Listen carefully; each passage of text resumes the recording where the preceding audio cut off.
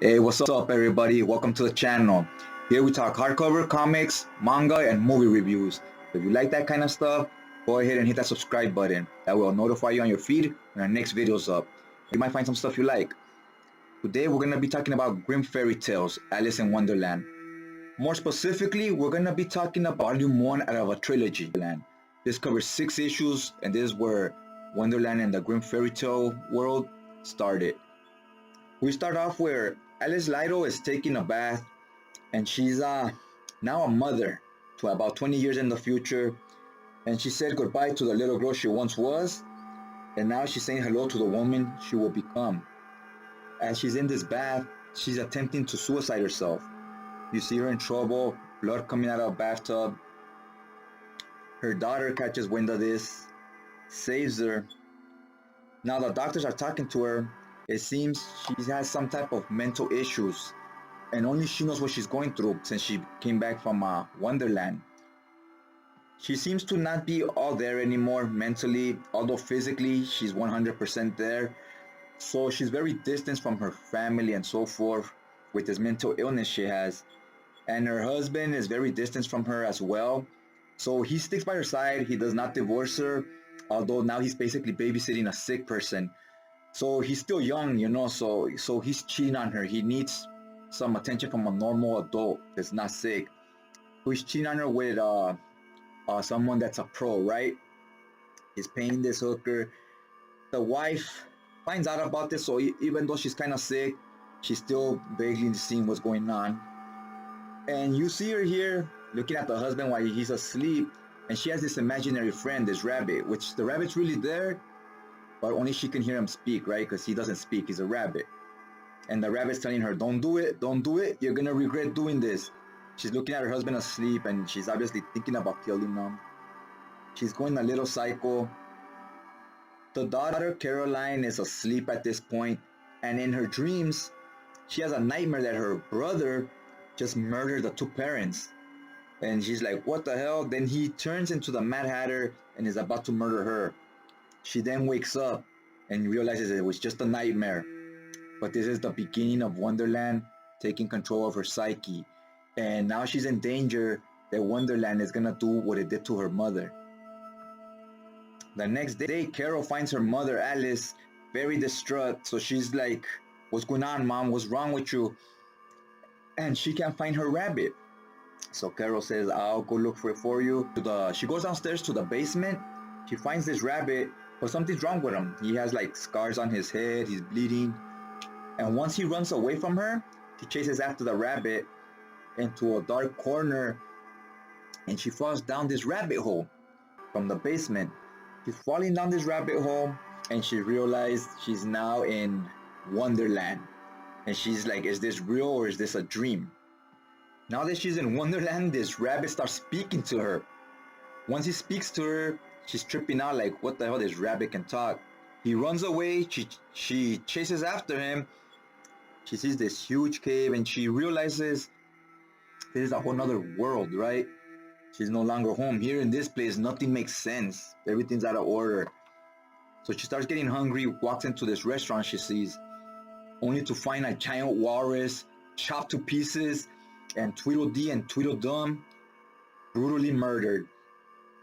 Now she finds the butcher. He's some guy that clearly went insane. He just went mad, and he's saying how hungry he is, and he's looking at her, and he's talking about how he's starving. Looking at her very menacing. She decides to run, and he chases after her. She gives him a left kick to the jaw. That tastes pretty good. And then she keeps running, and she almost falls into this swamp. Now it turns out in this swamp, there's this huge human-eating plant. This thing looks ferocious. And she vaguely misses it, but she lands in the swamp. Gets out of this swamp, she finds this mysterious person who at this point she does not know it's her mother, Alice. She's still stuck in Wonderland. So her physical being is in the real world, but her healthy brain and so forth, like her soul basically, is in Wonderland. And in Wonderland, she's this great hero. She's like Conan. And here she stays young. She still stayed She's still like in her 20s. She's like almost the age of the daughter, right? The daughter at this point doesn't know it's her because she's wearing a hood. And she tells her, Carol, you need to get away from here as fast as you can. Be careful with the Cheshire cat. And she's like, who's the Cheshire cat? Once she kind of feels it coming, she starts running. And Alice tells this imaginary voice, because we can't quite see him yet. She says, you can't have her. You can't do to her what you did to me. She's running away from this Cheshire cat, and she runs into this house that happens to be the Mad Hatter's house. Now, when she's in this guy's house, he offers her tea, and it turns out he roofied this tea. He roofies the tea. She starts feeling a little dizzy. He gets on top of her, and it's getting a little gruesome here. And she fights back. She fights back as she realizes here nothing makes sense. I can will myself to do what I want. It's like a dream. Like in the old movie Freddy Krueger, the Dream Warriors, where they figure out it's a dream so they can fight back if they just imagine that they're these superheroes and that they know Kung Fu and that they have powers they don't, right? It all matters how strong your imagination is here. It's good to see her be a strong heroine instead of just some victim. Like, she fights back. She really lets this rapist have it. She beats the crap out of him. And she doesn't kill him. She leaves him within an inch of his life. And she finds the suit she throws on. It must have been from one of his other victims. And she says, I'll wear it to honor her, and it'll make me feel powerful like I avenged another victim he had before, right? Now she leaves the Mad Hatter's house, and the Cheshire cat is still there keeping an eye on her. Along this journey, she finds out she can eat mushrooms. And they can, some mushrooms make her bigger, some mushrooms make her smaller. That's gonna be important, kind of like a superpower going forward. Then we come back to the real world. The dad is over here still cheating on his wife with this other girl. And the mom just very sad. She sees it happening and she's depressed. And the son sees this and he gets pissed. He follows this hooker home and he just breaks her neck, like brutally. Breaks her neck. And he goes back home. So now you see nothing's good at home. Like, everything's all falling apart. The son's going crazy. The dad wants to leave the mom. And the mom's almost turning like into a vegetable every day, worse and worse. Then we get back to Wonderland. In Wonderland, here Carol's still running away. And she jumps into this garden with this Red Queen. And a bunch of characters that are the aces, space. They're all look like playing cards. The Cheshire cat follows her there and just starts mayhem, shredding everyone to pieces, destroying everyone, and he's about to eat her.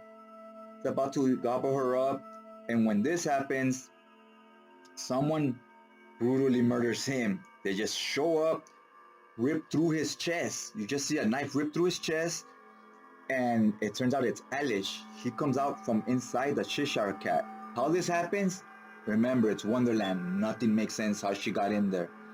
The important thing is she came out of him and destroyed him, and she leads Carol to this mirror, and she takes off the hood and reveals it. It's your mother. Carol's like, why are you so young, right? So she's tripping out now because there's another dimension where here everyone went insane. Everyone went mad. Now you gotta get back to the real world. Mirror, but she goes, I have to take you, Mom.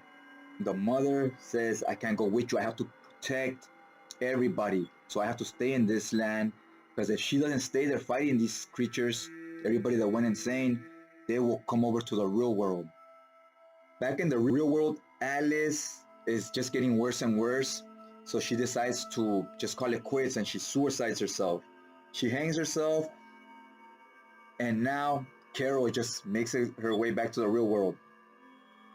She sees her brother, her little brother, crying and so forth, and he thinks it's because the mom, and he's saying, oh, I just killed someone. I killed a hooker that dad was paying, right? So dad has been cheating on mom this whole time.